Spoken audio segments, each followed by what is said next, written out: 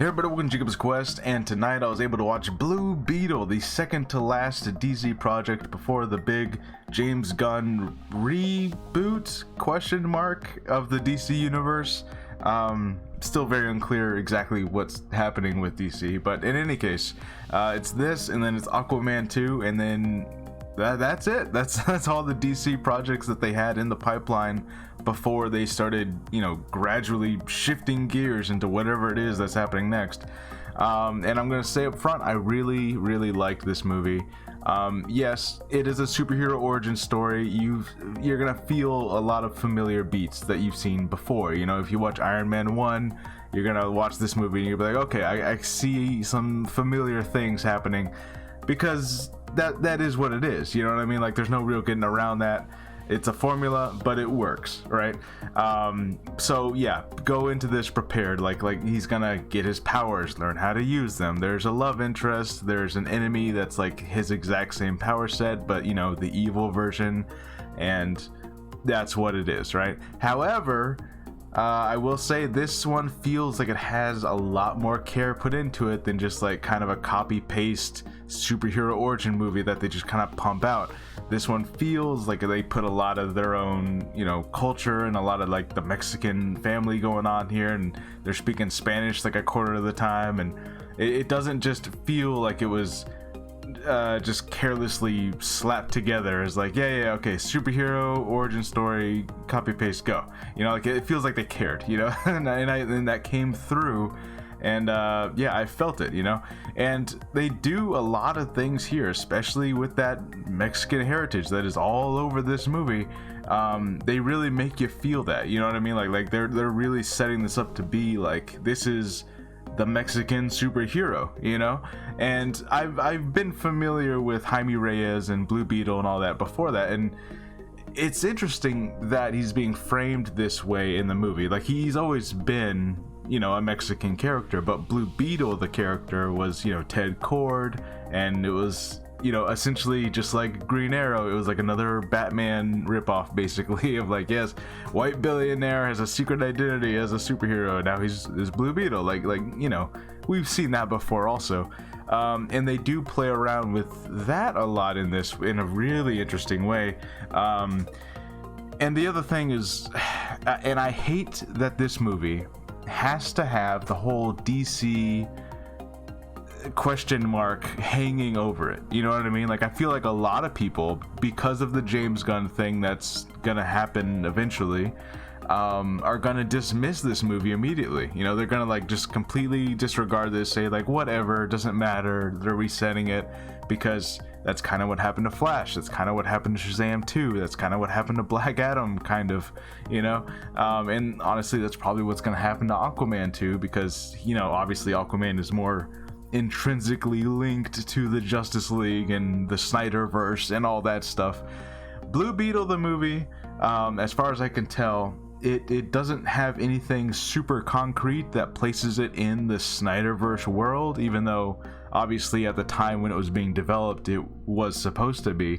They do say the words Superman and Batman a couple times, but at least from what I saw, I didn't see any images of like which versions they're talking about. So if James Gunn wanted to take this movie and just kind of say that this takes place in his universe later on, just kind of do a little bit of retconning in that way, I would be okay with that. You know what I mean? Like, this one feels very standalone. It's kind of in its own world. You know what I mean? Like other than literally just saying the words Superman and Batman a couple times, it's not like constantly bringing up anything that's happened in this universe, right? So for once, the fact that the DC universe doesn't have a whole lot of connective tissue and not really a plan, that's kind of working in this movie's favor, because now they can just take this out and just pretend that it was in a different universe the whole time. And James Gunn's kind of hinted at that. He said something, again, he's been so vague about what is even happening. He said something to the effect of Blue Beetle maybe being a character in his universe, but not necessarily this movie. It's very unclear. I think he's just waiting to see how well this performs. But in any case, I really enjoyed this movie. It is absolutely the superhero origin that you've seen before, but it's got its own flavor to it. It's just, and everyone's really likable. You know, the love interest is her own character. She's got her own stuff going on. She's the daughter of Ted Kord. Oh, and let's talk about Ted Kord. Okay, so here's the thing. The way, and I was so curious about how they're going to frame this. So Ted Kord has gone mysteriously missing, and recently, at some point in the last several years, his sister now runs Kord Industries, and she has essentially done the Tony Stark thing, or what Tony Stark used to do. She starts creating weapons and starts, you know, becoming this very militaristic company that's even like slowly entrenching on this Mexican neighborhood. You know, like they're sort of gentrifying the neighborhood, you know, like pushing out the lower class people, you know. So there's a lot of those elements coming into play. So you see how the company itself, who's like has this giant shiny tower just on the other side of the street to where these like low income housing is, and you can see how like they're slowly gonna lose their houses. Like that's literally kind of the plot, you know. So they're playing around with a lot of stuff like that, you know, and it's going to be relatable to a lot of people. But in any case, Ted Kord has gone missing. We don't know what happens to him. In fact, there is a mid-credits sequence where, you know, in Ted Kord's Beetle Cave, whatever you want to call it, someone goes on his computer and is trying to send a message saying like, Ted Kord is alive, you know, someone get help, you know. So it's unclear if that voice was Ted Kord or if that was someone else just letting us know that he is alive, you know. So they are leaving a little bit of a window open for there being possibly a sequel. But yeah, this whole movie, they have Ted Kord's ship, they showed Ted Kord's little bat cave, but Ted Kord himself is not in this movie. And so it's really just Jaime Reyes and his family and Ted Kord's daughter. They have to work together to try to stop, I don't remember her name, but Ted Kord's sister, the lady who's now in charge of Kord Industries. She's evil, she's turned the company evil. And so by the end of this, of course, they managed to stop her, and now Ted Kord's daughter is the one running the whole company. So, you know, are they gonna introduce? And honestly, it was kind of a good idea. Like I kept on waiting for them to do like a very last minute third act of like, oh, Ted Kord's been trapped underneath this building the whole time or something, and they didn't do that. And now that I think about it, I think it's a good idea because, you know, it really would have overshadowed the fact of like, Jaime Reyes is just him and his family. If he had a mentor figure, you know, this older superhero who could like show him the ropes, I feel like it would have taken away some agency that, you know, he and his family are kind of left to their own devices with, right? Speaking of their family, you know, like they have, of course, I'm not gonna go, you know, I'm not gonna spoil it, but there's some tragedy that happens. You know, it is a heartbreaking moment. Some things happen, and then you got funny grandma, and then George Lopez as his uncle, and George Lopez steals the show every single time he's on screen. He's pretty great. He's definitely just like this older kind of burnout rocker dude who's, you know, he's always got a conspiracy about the government and they're watching us, and you know, like George Lopez reminds me more of people in my actual family than anything else in this movie. Like, you know, like I didn't grow up in a fully Spanish speaking household or anything like that, but you know, I got a lot of Mexican family members, and George Lopez definitely, like, it was kind of funny how much I'm like, yeah, this is real, you know, like he's kind of playing like a jokey cartoony version of it, but like this is real. This is what it's like, you know. So I got a couple cousins that, you know, are kind of the George Lopez guy. That was pretty funny. But yeah, anyways, yeah, so just they don't connect this to the outside universe that much. They don't introduce Ted Kord. They leave themselves open for a sequel, and I think that this movie could easily fit inside James Gunn universe if he wanted it to.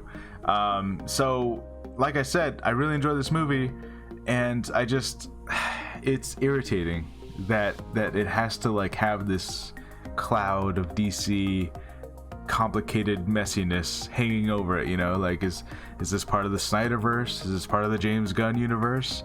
Suddenly it all depends on how well it does in the box office, on what universe it's in, which is a crazy thing to think about. You know, and it's just like, I know a lot of movies got buried this summer. You know, there's been so many. I don't think there's really much competition coming out in the next couple of weeks for this movie particularly. You know, like what do we have? Strays, the talking dog Will Ferrell movie, which I'm sure that's going to be funny. I'm going to see that tomorrow. But, you know, I do feel like, okay, this movie has a little bit of a window because, you know, the whole Barbenheimer thing, like, it feels like that's not that it's done, but it is like, you know, the high point has happened. They've reached $1 billion. It's, you know, they're gonna be at like 1.5 within the next couple of weeks.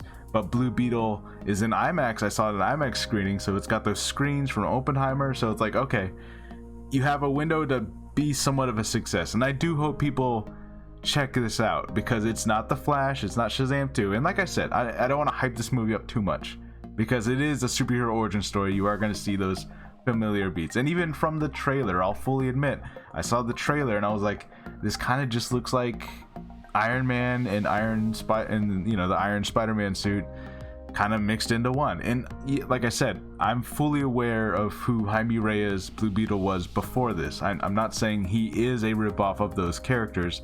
I'm just saying when you look at the trailer and you know what general audiences have seen in theaters in the last handful of years, they know Iron Spider-Man, they know Iron Man, they know what that looks like visually on the screen. And you know, this is being very faithful to the comics, but unfortunately that also means it very much looks, you know, it looks like Iron Spider-Man, you know, and that's not really anyone's fault, you know, because I don't, you know, this character was not a ripoff of those characters. It just, by pure coincidence, it's like your general audiences are going to see this and be like, oh, DC's just ripping off these characters, you know. I can already feel that being said somewhere, you know. Anyways, yeah, just overall, I really enjoyed it. I think it's a pretty fun time, guys. Yeah, go check out Blue Beetle. Like I said, it is an origin story. You're gonna feel those beats, but the family element of it, they really make that work. I actually really loved the whole family. I will say, I think there might have been some deleted scenes because if you've seen What We Do in the Shadows, Guillermo is in this movie. He plays a scientist lackey for the bad guys, and you know, he does that kind of predictable thing where, like, okay, he you know, he switches sides at the end and he helps the hero get away, but he didn't have that many scenes, and I think he only had like a couple lines of dialogue, and he's on the poster and everything. So I'm like, was he supposed to be a bigger character? Because they kind of set him up that way, and then he wasn't really. You know, he's only in a handful of scenes, and then it's like, okay, there was some editing going around here. I think they cut away whatever other moments he was supposed to have, because they kind of try to give him a moment at the end, like when he's having like his heroic stand and he becomes one of the good guys for a second. But like, I was like, he hasn't said that many things in this movie, so it's kind of funny to give him like this last minute thing, but okay, whatever. Anyways, yeah, so I hope Blue Beetle has a future. You know, I hope this movie does good enough that James Gunn can be like, yeah, I'll put this version, this actor, this character, this is the version that we saw in this movie, I'll put this in my universe, this counts now. You know, I hope he lets that happen, because of all the DC movies that have come out, I kind of would not have predicted Blue Beetle to be the one that I'm actually kind of rooting for now.